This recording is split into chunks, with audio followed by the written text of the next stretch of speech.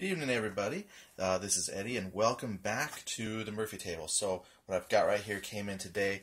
This was the Cruel Morning Shiloh from Tiny Battle Publishing that came in. So I'm going to open this up, or I guess if you're going to watch this.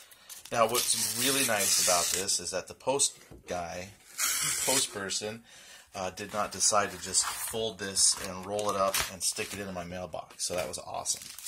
So here it is, right out of the delivery envelope.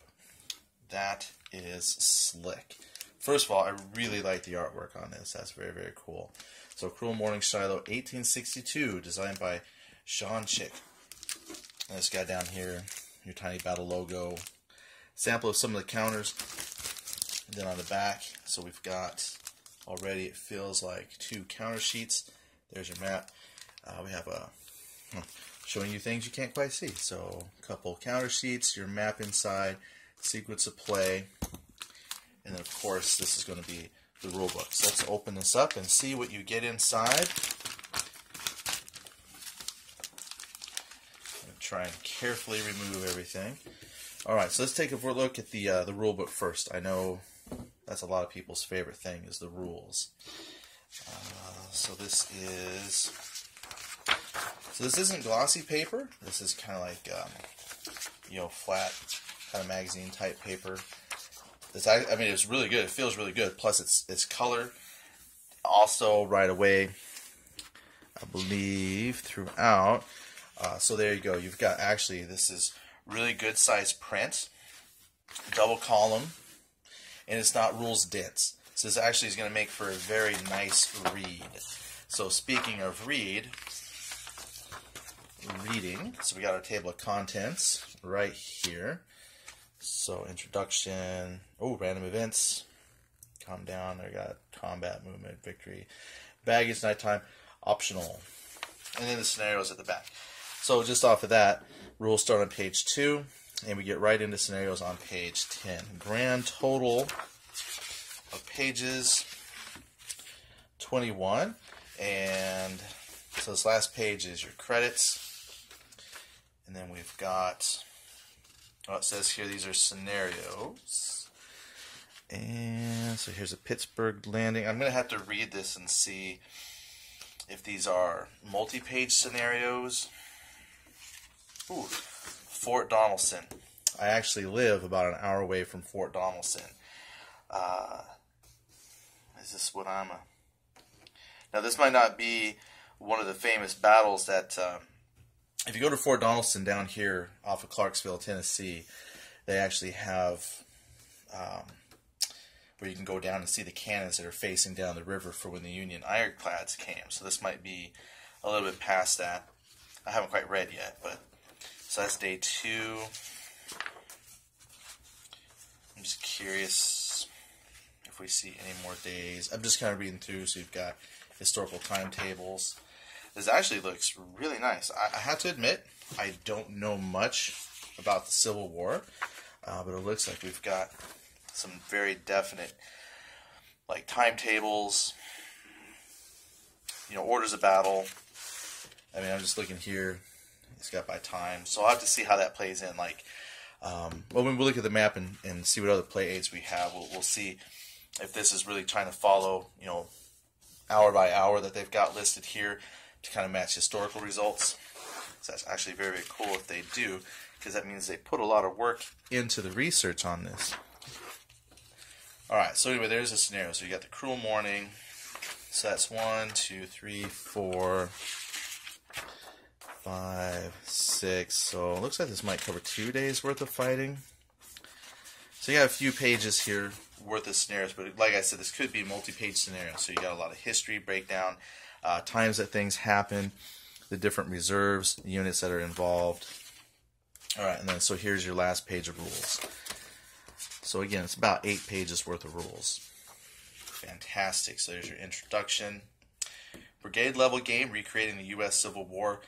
Battle of Shiloh. So we've got your components, your map, there's a map legend. Here's your counter definitions. Over here got some more artillery leader examples. this is really nice looking. Movement phase, Army Commander bonuses, just a few things, zones of control, your combat phase, recovery phase. Yeah, it's not really rules dense at all. So someone who was to pick this up and wanted to get into Civil War gaming, this is probably actually a very good starting point. I'm not intimidated by the scenario. Part of me is looking at that scenario thinking, goodness gracious, there's a lot of information here. But I think that's actually good because it's going to give you that historical perspective. So it's not just simply I'm fighting Civil War battles for the sake of fighting Civil War battles. Like, we really are doing the Battle of Shiloh, and here's why. Here's the units, here's the times that things become available for use. So that's actually very, very exciting for me to dip into and learn a little bit about, especially because I live here in Tennessee now. So this is very, very historically very cool. Like, it's one of those things where I told myself, if I travel places, I want to play a game representative of battles that took place there. So like if we, go back to Gettysburg and play a Civil War game there. Well, since this has Donelson, I will actually drive down to Fort Donelson one day and pull this game out and play some Battle of Fort Donelson. Let's see, they had it here. Yeah, see, we got the historical setup where all these different units will be. And was it this one here? Oh, this is an option. Well, I'll see what I can do about playing the Battle of Shiloh and then include the option for the Fort Donelson division. See how cool that is? See, like if I ever go like to Williamsburg, I can do some kind of, American War for Independence game. So now I get to go somewhere Civil War-ish-y and play a Civil War game at a place where something might have actually happened. So now, how do we make all that happen? So now we've got our rules. Let's take a look at the play aid. So first off, I see there's your combat chart. So it has some of the rules, looks like, repeated here. Your odds, modifiers to roll. It says modifier quality roll. And then right here, your column shifts. So which way I can shift for battle results. And then defensive fire modifiers. So again, we got 2 columns for shifts and then modifiers. And then the terrain. Now, just real quick, I don't see a terrain, like corresponding picture of the terrain. So again, that would be right here in the rules. Just real quickly. It's right over here. So just in case the map legend isn't very clear when you actually have your map out and play, they just got it right here. And then of course, so there's your terrain chart for modifiers for combat. Column shift, so it looks like most combat's going to be driven off of the chart. Then all your modifiers are here. So what's on the back? Oh, good. Sequence of play. How to spend your probably CP, probably command points. How to removing artillery. An optional brigadier personality rules. Fantastic. All right, so there's your player aid. You get 1 player aid. Actually, this is a pretty thick cardstock too, so this isn't paper, and it's got a kind of a glossy laminated finish to it. So I haven't tried, but maybe if you had an erasable marker, you could make notes as you play and then wipe it off when you're done. Haven't tried that yet, so I'm not quite sure if that's exactly what I can do with this, but it kind of feels like that. It's glossy and laminated enough that I could make notes as I play. And what is this? Oh, your turn track. Okay, fantastic. Now this, I'm trying to say, it feels like the same type of material. So you've got a nice glossy, thick cards. It's not like super thick. It's not like counters, but this is not a piece of paper. So you've got some cardstock with laminated. The back feels a little glossy, but it looks like you'll be able to. Let's see, victory, command points, possibly. Then you got your turn track for time of day, for the days involved. Then a nice random events table. Fantastic. So you got obtuse commander, first thing I think of is, why is he so fat? Poor weather, artillery depleted, so different things that can happen throughout the battle. Awesome. And the map. This is usually one of my most favorite things to look at, is a map. Now obviously, because this is a bagged game, it's not a cardboard box game, you're going to get a paper map. And it is paper, so this is not cardstock. So when you play, you may want to put it under some plexiglass. But the artwork looks really fantastic. I'm just want to pan around. Now I'm looking for any particular name. So I'm just seeing some places. Sarah Bell Field. We've got some points of interest that are marked out, which will be important. Bloody Pond, Dale Branch, Indian Mounds. Maybe these are victory point worth values, because I got 5 there, but these are 1s. And there's a 5. Obviously, I'll have to read the rules and find out, but otherwise, I think the artwork is really, really good. And if you're going to have a map, let's put some counters. So here are the 2 counter sheets. This one is upside down. Now the pieces feel like they're about to fall out, so that's a compliment. That's really good. I have gotten some games in the past where the counters were stuck in pretty good and they didn't want to come out. So this is the back side. Let me just flip here. So I'm guessing blue for Union, gray for Confederate, color-coded probably to help you organize your divisions. Got infantry, your leaders with the hats, artillery, and I think those are sabers for cavalry. So we have some out of command markers. So let's just bring this up real quick. And the artwork is good. These are smaller counters, so these aren't like 1 inch. These are, a little bit bigger than about a half inch. It's not terrible, but they're very clear, easy to read. And I'm just going to punch one off. Okay, so as you can see, they're pretty much cut all the way around, except I got 1 connector point here. That's good. It'll take me a second to fill it with that. I'm going to get my X-Acto knife and work on cutting those out, because I have a thing about tearing counters out and then having them tear. That's just me. So I'm going to actually take some time. But look at that. They actually all punch really nice, other than that 1 connector point. And the counters, the edges here, the corners, are already rounded. So this is actually really, really good. That's better than having like a connection point on each side. This is actually the first time I've seen counters like this. And I have to say, I actually really, really like that. So other than that 1 thick connection point, which I'm going to cut, it looks like these will all come out really, really nice.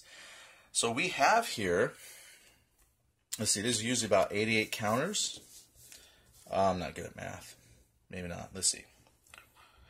2, 3, 4, 5, 6, 7, 8, 9, 10. 1, 2, 3, 4, 5. So that's about 70. So if it's the same, 1, 2, 3, 4, 8, 9, 10, 1, 2, 3, 4, 5, 6, 7. So you're looking at about 140 double-sided counters. See, here's what I mean. Like, I'm just pushing on random counters. Okay, see, like, there's one that's stuck right here. But, that's one out of the bunches I've pushed on that was stuck. So the counters are really good. They're held in here really good. And like I said, once I cut them out, that's going to be fantastic. Let me just see if I can pop one anyway.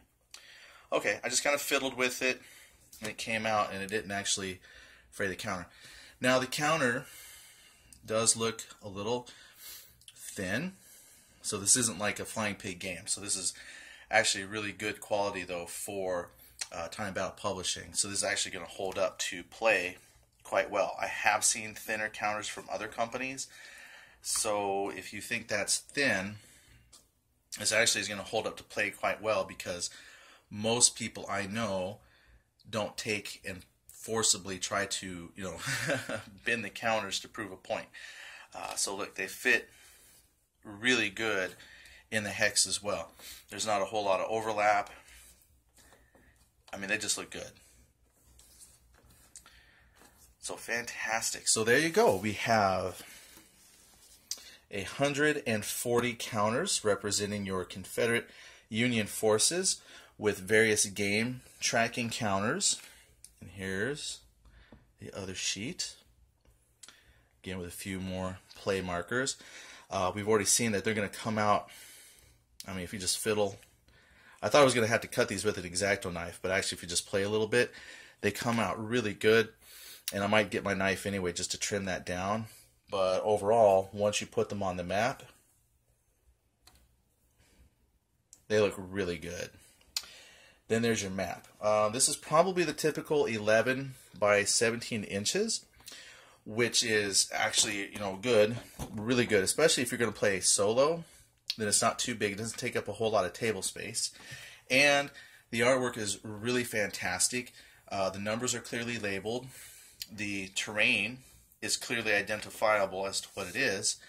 And, special points of interest are easily marked, and you can read, like Pittsburgh Landing, you can read the places very well. Your turn track, your player aid, double-sided, glossy-ish, and then finally, your rule book. So if you are looking to get into... Oh, look, gunboat. Hold on. Oh, well, I just see one gunboat. Okay, so again, as I just kind of ramble on about Fort Donelson, I'm going to have to read this up because that was the whole thing about Fort Donelson when we went down there, was when the Union gunboats came and attacked the area and how the Confederate forces were able to hold that off. It was a stalemate, essentially. So I see gunboats here, and it would be interesting now. So now I'm like, well, I see a little river, and now I see a bigger river. So I definitely want to see how this fits into the Fort Donelson area, because I don't see specifically on here Fort Donelson. The rules showed that there was a optional rule for the Donelson garrison, so that's probably maybe an off-map variant rules that you can roll for and see if the fort actually had any impact on this particular battle. But again, that's kind of new for me to learn, because I am not the Civil War historian gamer. But that's why I got this, was to get into that and start that. So if I learn something, I'll make sure to come back and share. But again, thank you so much for taking the time to watch. If you do any Civil War gaming and you've tried some Tiny Battle games, for their Civil War, let me know what you think. I'm excited to hop in here. I want to come back later at some point and share my thoughts. But if you have any thoughts to share now, please do. And we'll talk to you later. Thanks a lot. Bye.